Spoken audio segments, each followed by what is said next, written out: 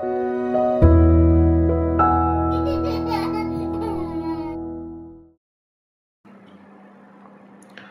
guys, back again with me, Austin from Void Heart. Today I'm going to share to you my experience on Star Wars Black Series 3¾ inch Emperor's Royal Guard figure by Hasbro. So let's take a look at the packaging first. It's basically the current standard Black Series packaging. I was mentioned that to you. Sorry. Anyway, the name is detailed down there. It's specifically the Royal Guard of the Emperor. A bit of the artwork here, right? Yeah, the name is there as well. As always, the name is there as well. So a bit of blah blah blah and a bit of background back there. Okay, something to know: these are the personal bodyguard and also assassins. Okay, of the emperors. Yeah, and then blah blah blah. Helmet crimson. They're always silent, imposing and deadly. Okay. So that's about it with the packaging, right? So here's the figure. Whoa, look at that. So that's the bodyguard of the Emperor. Alright. Pretty nice. I kind of missed on this one as well. The TVC one was so hard to find. Not mentioning the black version. Yeah, I mean the black, really black coloring. The shadow version, sorry. It's very hard to find, but I do grateful that Hasbro re-released this. He looks imposing. That's true.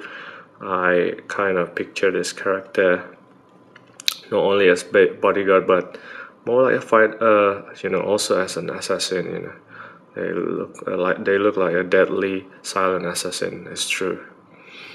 All right. So let's take a closer look at this figure. So, like I mentioned, this figure is a re-release, and it is a re-release of the Vintage Collection line, which is my favorite line because everything on that line is awesome. I think personally. So, yep, this is what the face looks like. No, actually no. This is just part of the helmet. It is removable. Can take it out for you. It's very easy. In fact, it's not that tight. You can just take it out. See, it's not really tight, so you can just take it out easily. All right, the face. Well, the paint, as always, I'm not sure if it is based on any significant character, right? Or they just make a face to indicate that that there's a person. It's just not some kind of very important character. I don't think this is the face of Connor Jax, so I'm not sure. Right? It's just maybe some random guys. Any problem with the paint inside, I don't really mind, because most of the time his head will be covered, but as long as painted nicely. Well, actually the hair, everything is painted nicely except the eyes always. No, it's not that bad. If you lean the face to this side, then it seems perfect, right?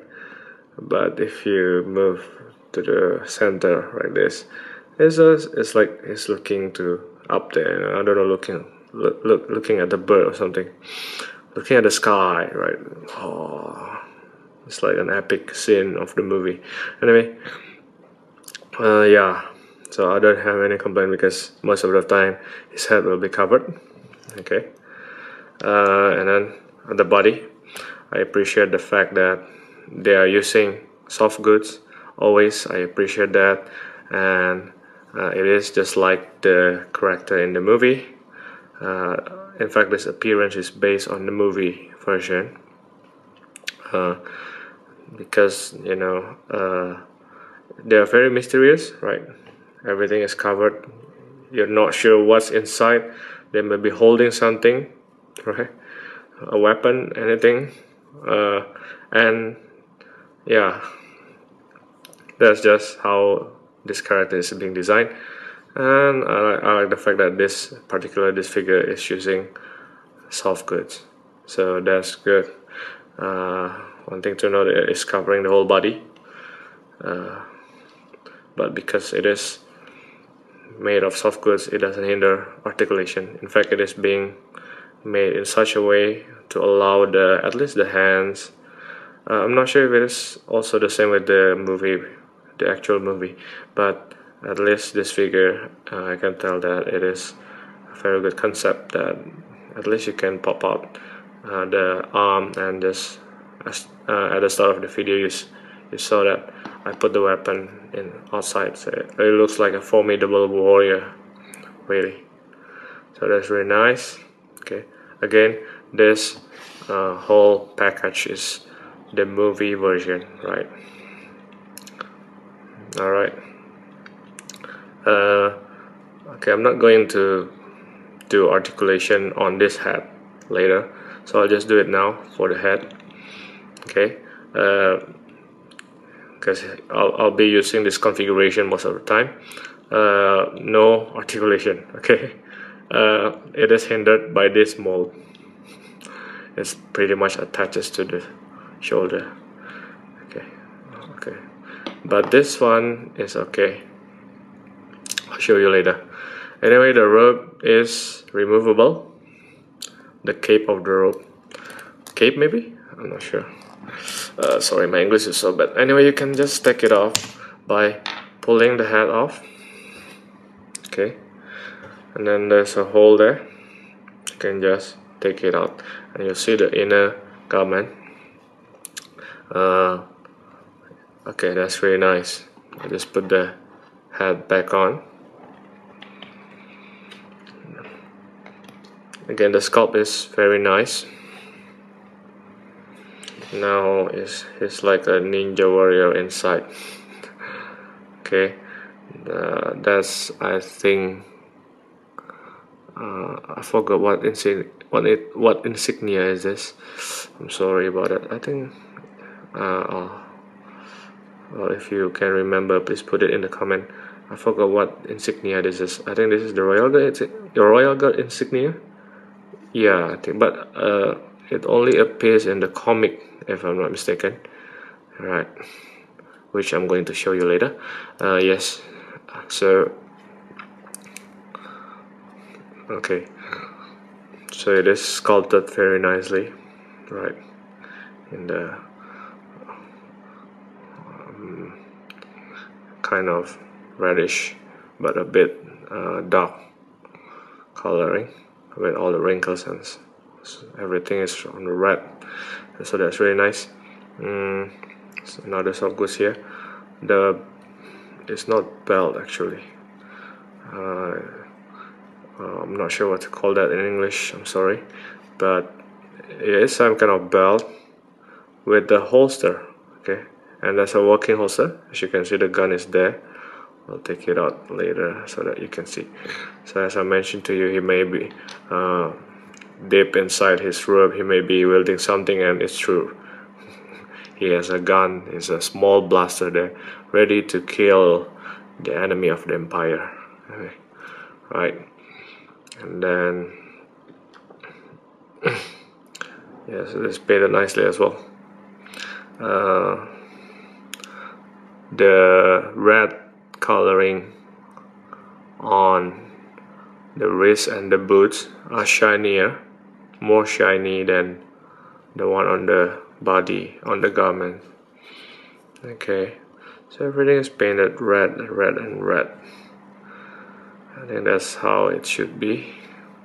Okay, so very nice overall.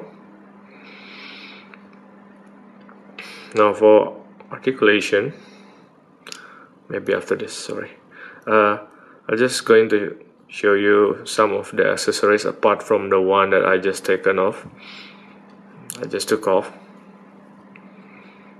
Anyway, grammar. Okay, we are also being given additional helmet, which is the comic version of the helmet. Alright, I mentioned Carnage Jax earlier. That's the comic. That's the actual comic that I read, where Carnage Jax and one of his rival friend, yeah, they basically duel each other. So this is the base. That's why I kind of remember this insignia at the back. You know, I'll just put it on. It is fitting nicely, right? So that's why it's covering the whole face anyway. I don't really care the paint on the head. It fits nicely, right? And then you're also being given the shoulder pad. Okay, this is also part of the comic version. You don't need to pop off the head to use this. Just slide it on through the back.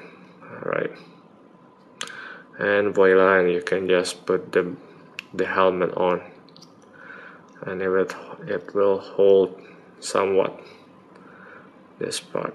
Okay, so this is his appearance based on the comic, where Carnage Jax and his compatriot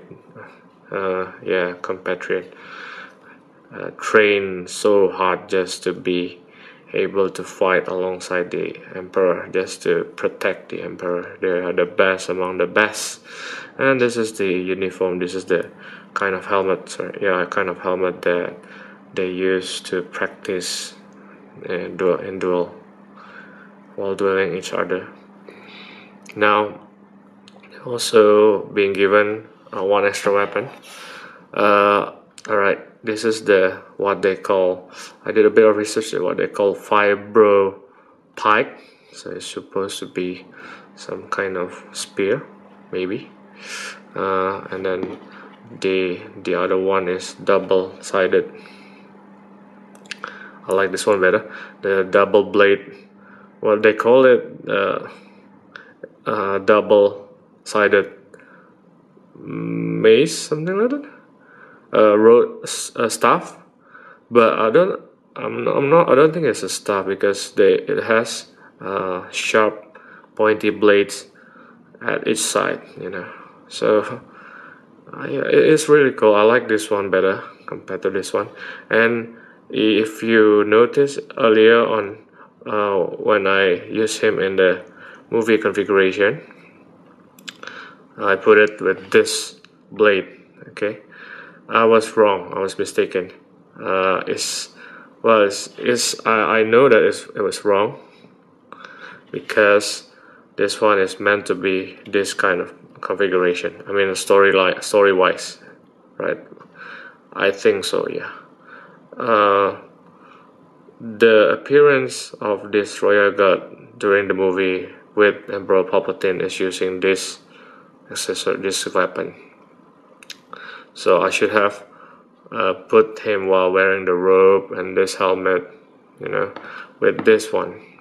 Okay, with this one, because that's how they look. But for the sake of my display, I normally use this, because he looks awesome with this.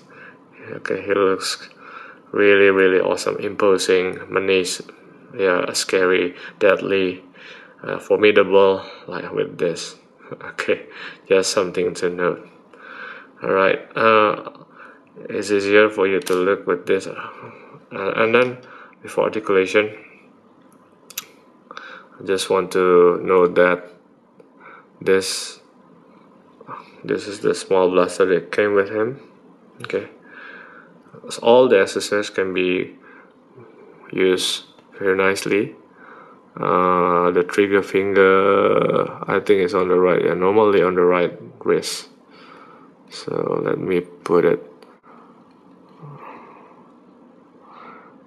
Alright, is it meant to be like this? Probably. So I tried to put it on, but okay, it works, but you cannot put the finger inside. Okay, it's just stuck. You just stuck it there. Alright, so it works. You just have to stuck it there. Okay, it's because the handle are very small compared to his hand, but it is working. I think it is meant to be like that because it is not his main weapon, and it is a working holster again. Right, you can put it nicely there. That's good. For articulation, the head is on ball joint, so you can turn it around 360. Right. Unfortunately, this piece is not attached anyway. It just clipped there, and the helmet is supposed to hold it. So it's not the best configuration. That's why I prefer the movie version. But this is a very cool option that you can have. It's good for them to provide this, you know. I mean, I'll just take everything they gave us, right? Nothing upward, downward, okay? Oh, it is hindered by the helmet. Let me try. No, okay, it just doesn't have it. And then, interestingly, no. Oh, the rotation is on the waist. Sorry, on this part, on this belt. So you can turn it around 360. On the hand is always there's a swivel there. I have to try using this helmet whether he can, he can extend his arm more than that to give you a bit of insight. So that's not bad actually. Okay, as you see, I can do this much. You can turn it around 360. It was a bit hindered, but it's okay, right? At least we know that it is able to do that. The elbow, you can bend it this much, and then you can turn it around 360. The wrist, you can turn it around. I don't think there's any swivel. Oh, yes, the same with the left one. I don't see anything there. Oh, by the way, I forgot to show it to you. Yes, it grips nicely. This one as well. Okay, so everything is working basically. And then you've seen the waist. Okay, this is the old mechanism, swivel. At that time it's already quite good. Okay, as long as you have this articulation. So good front kick, good back kick, right? The knee is, yeah, you can bend it this much. Same goes with the other side, and you can turn it around. So as I mentioned, the current Jin Erso figure, the Death Trooper, they are using different joint for this.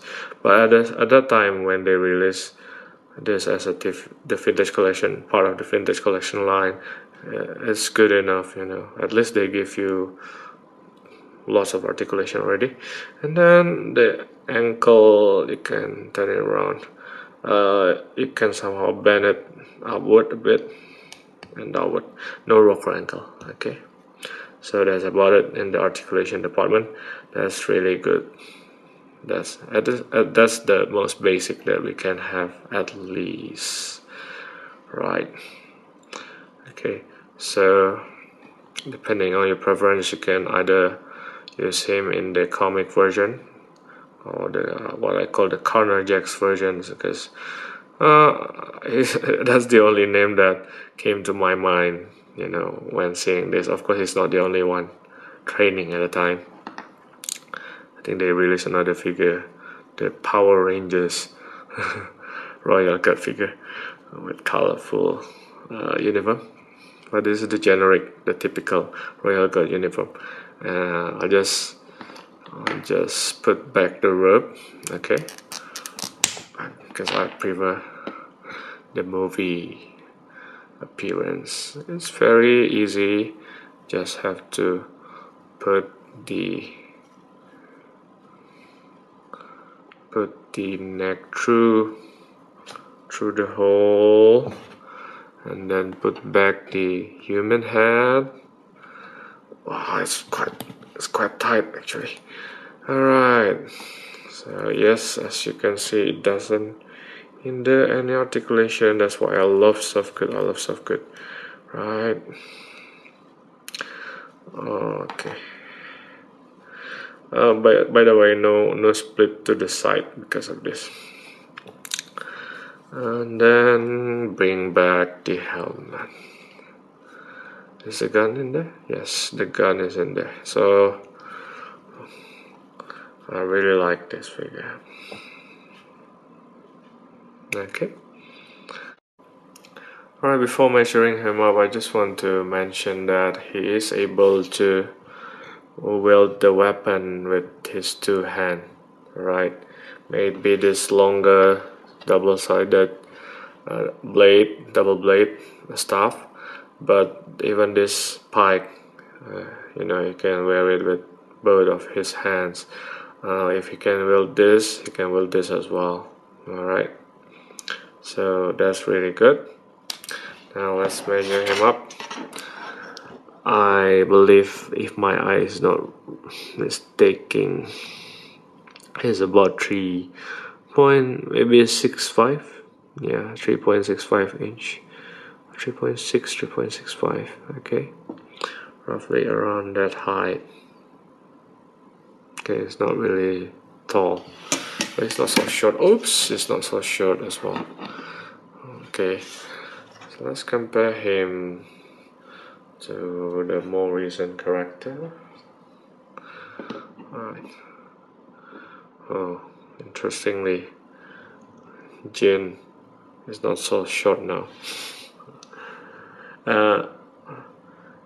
Mind you that this guy is wearing the helmet on, so that helps, for the height. I think, yeah, Cassian is a bit taller, just a bit taller. Okay, and then the Force of the Emperor, right? Oh, that trooper is always the tallest. Yeah, let me put this down a bit. Okay, so, well, it's a bit smaller. I'm not sure if it's because the additional joint there, the additional joint on the thigh, but I may be wrong. So maybe it's just the character is small. The Emperor is even smaller, shorter. But he's evil. This is him compared to Stormtrooper. Stormtrooper is also a bit taller. Alright, this is what I see from here. No, I think it's about the same height. Okay, about the same height, sorry. Yeah, and then compared to different line from G.I. Joe.